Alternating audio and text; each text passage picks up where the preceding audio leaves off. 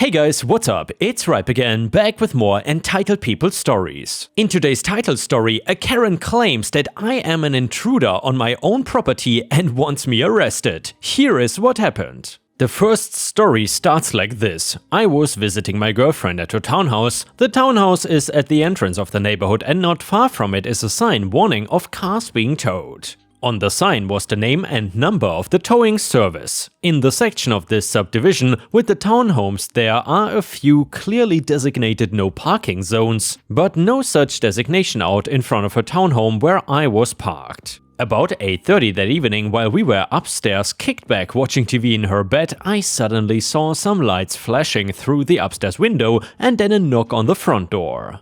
When I looked out, I saw my car hooked up to a tow truck with the driver just standing there waiting for me to come down. He had pulled up, hooked up my car and then turned on his lights rather than pulling into the neighborhood with his lights on. I went downstairs to protest him hooking up my car and pointed out that it was not in a no parking zone. He then informed me that according to HOA rules, the spaces in front of all the townhomes were no parking zones, even if they were not marked as such. I found out later that this was true, although my girlfriend was never aware of such a rule. He then offered to drop my car if I paid a $90 drop fee. This was his shtick, collect drop fees without actually having to tow a car. In the short 3 weeks that he had the contract for this subdivision, he already hit numerous homes in the neighborhood with this scam. And then this guy made a mistake. In his attempt to be seen as the good guy just doing his job harassing people late in the evening for quick scores, he offers to write on the ticket that he towed the car to the townhouse from a nearby interstate instead of writing it up as a drop fee for illegal parking.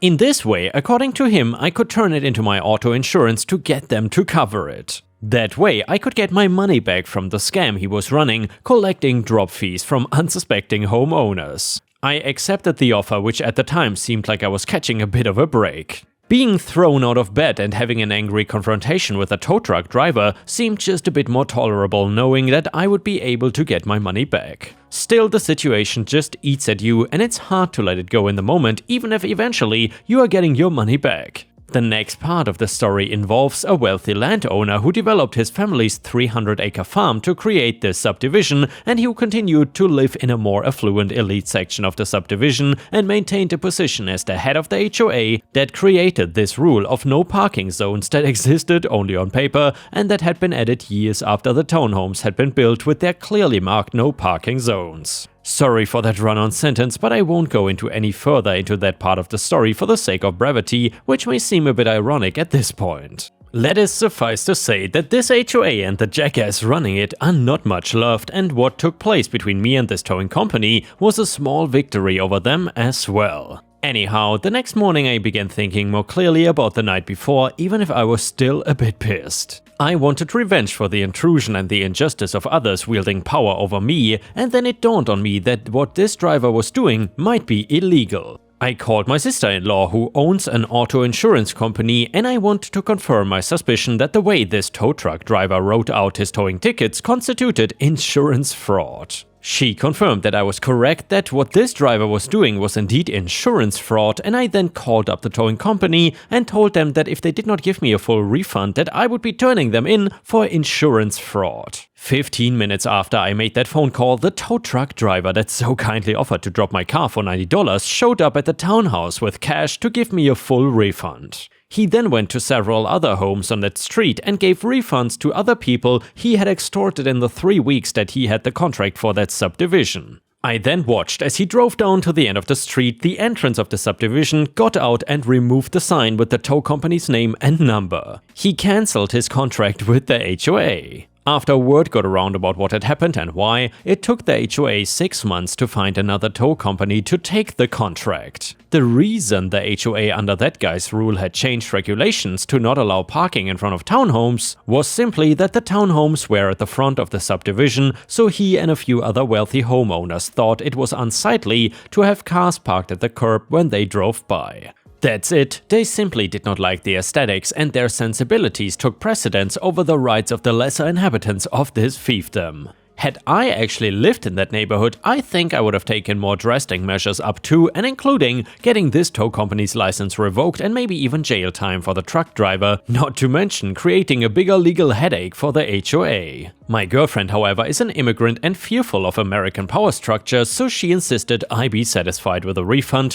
which is a win against corruption she would have never dreamt of in her home country. I abided by her wishes. Finally, she found a new home, an actual house in a different neighborhood with an HOA that operates with an actual bare minimum of interferences with residents and is very pleased with the way it is run. And yeah, ripe stars, I guess you can also find good HOAs. However, I feel for that poor woman that came to America and probably wanted to escape corruption, only then to be faced with a homeowner association. I guess it would not be too easy for her to find a new neighborhood without an HOA, since HOAs are just getting more and more common. But either way, if you like the story so far, please don't forget to like the video and maybe even leave a comment if you want to support me. Thank you so much, and now let's continue to the titled story.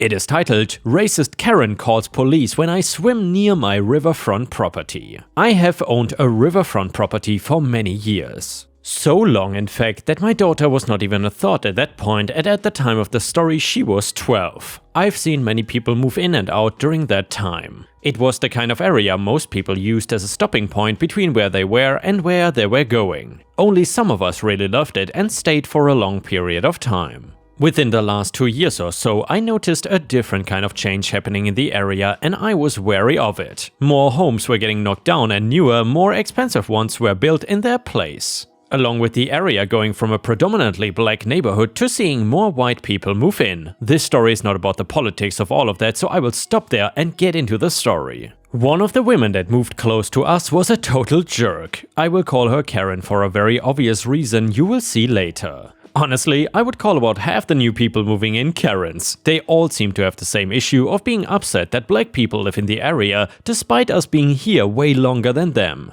I know casual racism like the back of my hand, and seeing these people across the street gripping their purses tighter just infuriates me. Karen was the worst of them all though, and flat out refused to believe that I lived there. One of the benefits of my property is that I have perfect access to river and pretty decent weather year round. This means that I've spent many years swimming around in the water and teaching my daughter as well. She is just as bad as me with her love for it and even wants to swim sometimes right after she gets home from school. This was a Saturday and she had gotten me out of the house and into the river with her by about 10 AM. We know she is a great swimmer, but still don't want her out there without me or my wife with her still. That was when I noticed Karen staring daggers at us with her arms crossed. Me? Can I help you? Karen, you really don't have any respect, do you? This river is private property, you cannot just access it, and you just think you can do anything you want. Me, I own the house here for your information, Karen. Karen, oh please, you people are nothing but a bunch of liars. You just want to steal and take and use things that don't belong to you.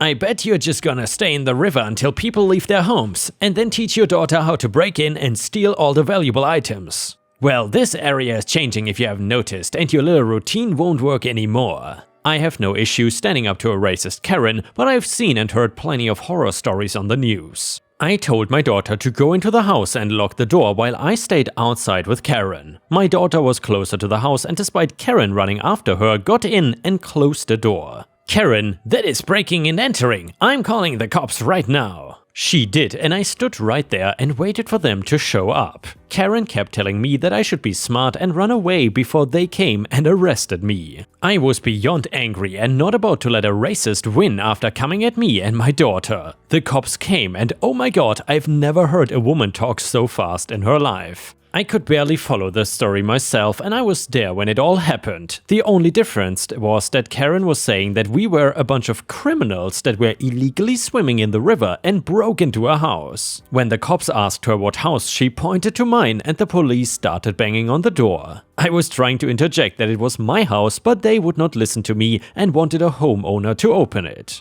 When the door opened and my wife and daughter were standing there, Karen went into another fit of saying that they were the ones that broke in. Even though my wife had no part in the story until now and Karen did not even know she existed. They forced both of them out of the house because now it was under debate who owned the house. Karen claimed she knew the owners and they were a white family that had just moved in. Me, officers please, I have lived in this house longer than almost anybody else in the area. She clearly has a bias because of the color of my skin. She scared the crap out of my daughter when we were just trying to swim. I don't want her to have to see any of this, she is just a kid. Officer, look, until we get this sorted, nobody is going into the house. And now I want to see IDs from everybody and that should help sort things. Wife, my purse is still inside and my husband would not have brought his wallet swimming. We need to go into the house if you want our IDs. I have no idea why this was such an issue, but that officer was set on wanting our IDs, but not wanting us to go into the house to get them. Also asking my daughter for an ID, which is something no 12-year-old is gonna have. At most she has a school ID, but that would once again be in her backpack and not really provide any information. Karen was using this as an excuse to say that we didn't have any in case we got caught and didn't want to be sent to jail. Another officer came and then we were finally allowed to go into our own home under supervision. Being watched carefully as I got into my wallet and my wife got her purse to get our licenses. Then we were forced out of the house again until they could be checked over and confirmed to be accurate. After about an hour and a half of something that should have taken 5 minutes, the police reached their conclusion. Officer, okay, so it looks like they do live at this address. Ma'am, they are allowed to swim in the river and don't seem to pose any threat of theft or breaking and entering. They started to walk away, but I stopped them. Me, don't you want to know if I want to press charges against her? She made up a story just because me and my daughter were 2 black people swimming in the river. That's a hate crime. Officer, look, we didn't see her do anything to you as far as we are concerned. She is free to go. If you have an issue, take it up as a civil case. Me, actually, there are several signs around here that say no trespassing. I'd like to press charges against her for that. I could tell that the police were not too happy about the fact that they were going to have to make an arrest potentially. They probably saw it as me being petty, but I really didn't care. I wanted to set an example to my daughter that a racist cannot just get away with everything she does. That the law applies to everybody and I had a right to have her arrested. Of course, she was outraged, saying that she was not trespassing since she was just trying to stop a crime. Turning almost red with anger as I saw her get put into the car and taken away to the station. Since it was a minor crime and she didn't get sent to prison or anything, but it was now on her record.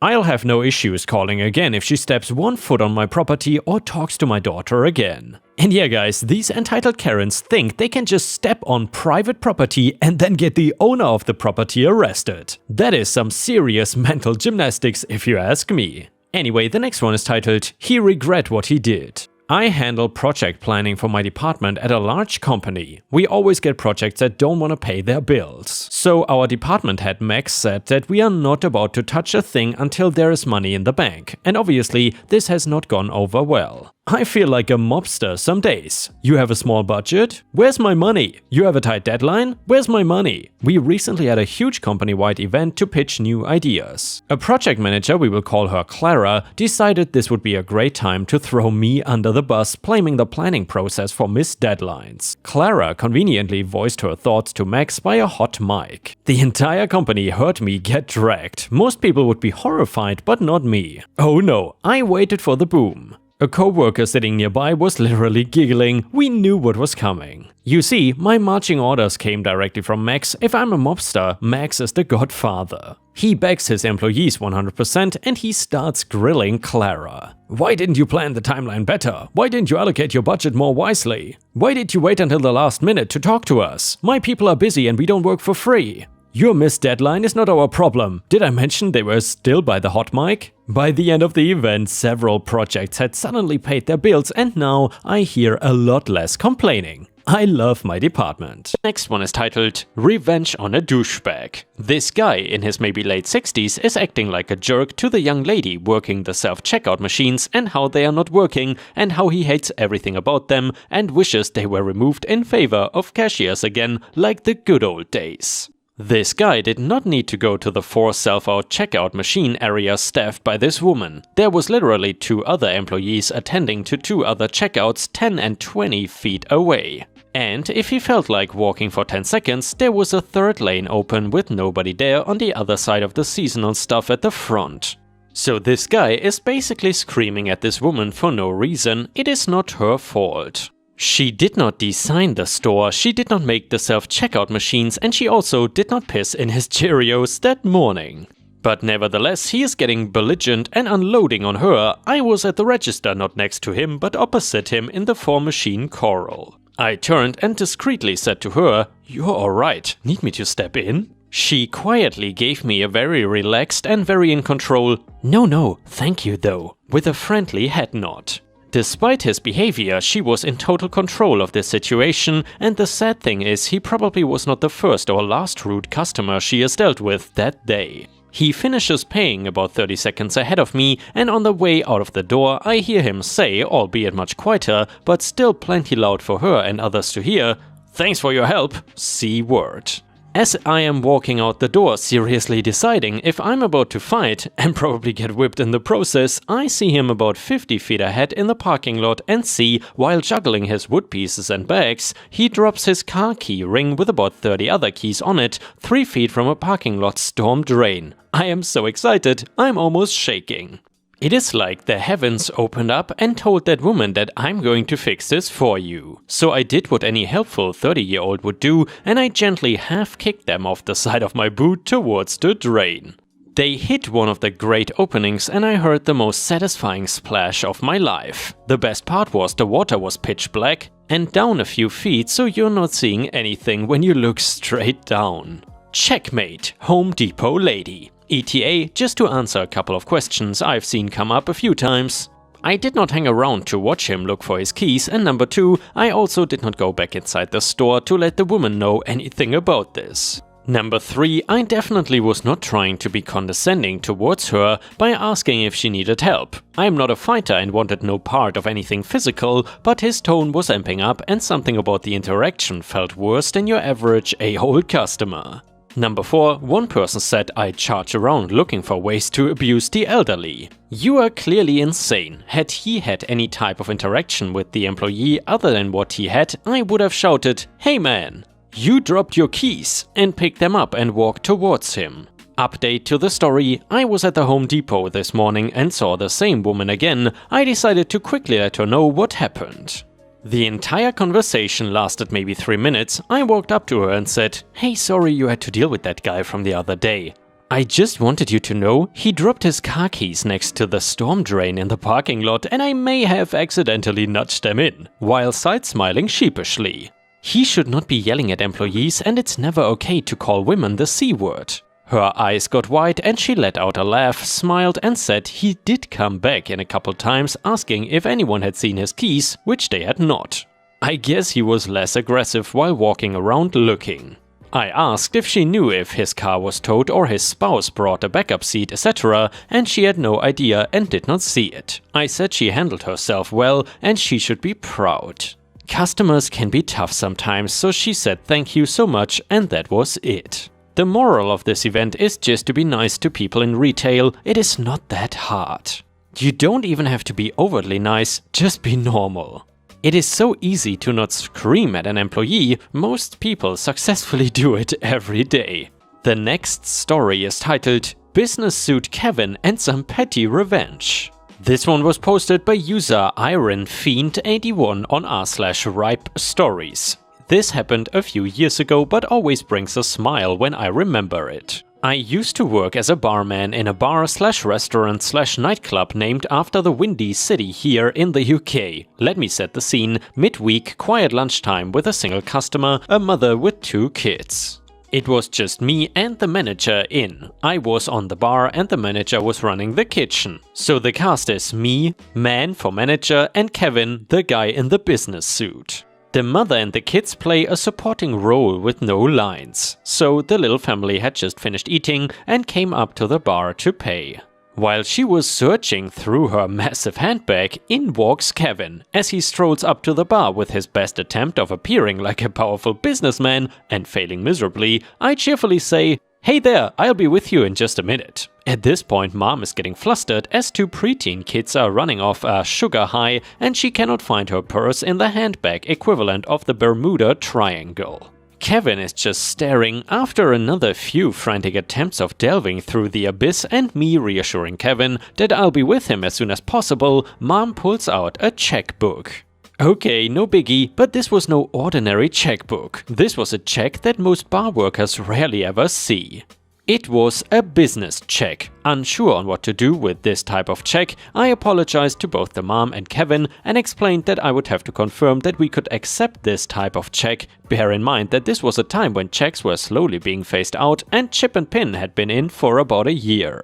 So off I scurry to the kitchen. Me, hey boss, can we accept business checks? Manager, sure, just follow the usual rules on accepting a check. For those of you too young to know or remember, when you presented a check in the UK, you would also present your debit/check guarantee card. If this was absent, then contact info on the back was also accepted. So, without appearing to run but moving at a good speed, I get back to the bar and confirm that it is okay to accept. She writes the check, I ask her to write the contact info on the back and ask for proof of signature. She looks worried but then pulls out her driving license from her pocket. Confirm signature and for extra measure check address as well. Ring it through, print receipt and with a thank you and come again. She exited the store. Now the main act. Me, sorry for the wait. How may I help you? Kevin, took your time. Me, yes, sorry for that. I just had to confirm with my manager about the process of accepting business checks as it's been a while since I processed one. Kevin, yeah, whatever. Me, so what can I get you? Kevin, I don't like waiting. Yes, I'm sorry. Kevin, do you like working here? Yeah, I do. It's Kevin, well, you won't be working here much longer once I've spoken to your manager. Me, 1 second. I leave and go into the kitchen. Me, hey boss. Manager, yes mate. Me, I've got a bloke here who reckons he's going to have me fired. Manager, really? Moves to the kitchen door. Which one? Me, the dick in the suit. Man, leave this to me. Me and my boss then walk up to Kevin. Manager, I was told you wanted to see me. Kevin, yes, you're... Manager, don't ever come into my building and threaten one of my staff with their jobs. Turns to me, can you handle that now, OP? Me, sure. I then head back behind the bar and my boss watches from the kitchen door. Now a little info for you all. Here in the UK, a bartender can refuse service to anyone they suspect has had too much to drink. No proof needed. Kevin, give me a pint of generic lager. Me, sorry, but I believe that you are too drunk and so I'm refusing you service and must ask you to leave the premises. Now, anyone who has worked behind a bar long enough has two different voices. The serving voice, gentle and sweet, encouraging you to feel welcome and to spend. And then you gotta get the F out of my bar voice. Kevin was so shocked by the destruction of his sense of entitlement and control that his mouth opened and closed like a goldfish before walking out, head lowered.